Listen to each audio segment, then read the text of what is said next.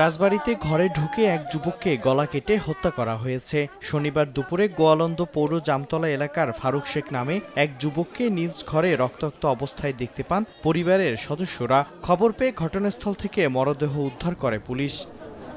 চট্টগ্রামে সাবেক এক ব্যাংক কর্মকর্তার গুলিবিদ্ধ মরদেহ উদ্ধার করা হয়েছে। নগরীর হাজীপাড়া এলাকার নিজ বাসায় শাহিদ হোসেন নামে ওই ব্যক্তির লাশ উদ্ধার করে পুলিশ। নিহতের মাথায় গুলির চিহ্ন রয়েছে।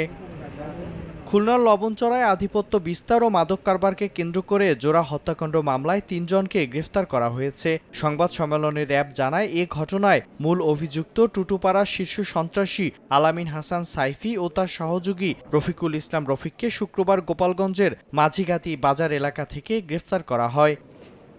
মাদক ও অনলাইন জুয়ার প্রতিবাদ করে লালমনিরহাটে প্রাণ হারালেন এক শিক্ষক। আরিফুল ইসলাম নামের ওই শিক্ষক ২০ দিন চিকিৎসাধীন থাকা অবস্থায় শুক্রবার রাতে রাজধানীর একটি হাসপাতালে মারা যান। রাতেই তার মৃত্যুর খবর গ্রামের বাড়িতে পৌঁছলে বিক্ষুব্ধ গ্রামবাসী সন্দেহভাজন মাদক কারবারি ও জুয়ারিদের ৫টি বাড়িতে অগ্নিসংযোগ ও ২টি বাড়ি ভাঙচুর করে। পরে খবর পেয়ে ঘটনাস্থলে পৌঁছে পরিস্থিতি নিয়ন্ত্রণে আনে পুলিশ। মিরন আহমেদ, সময় সংবাদ।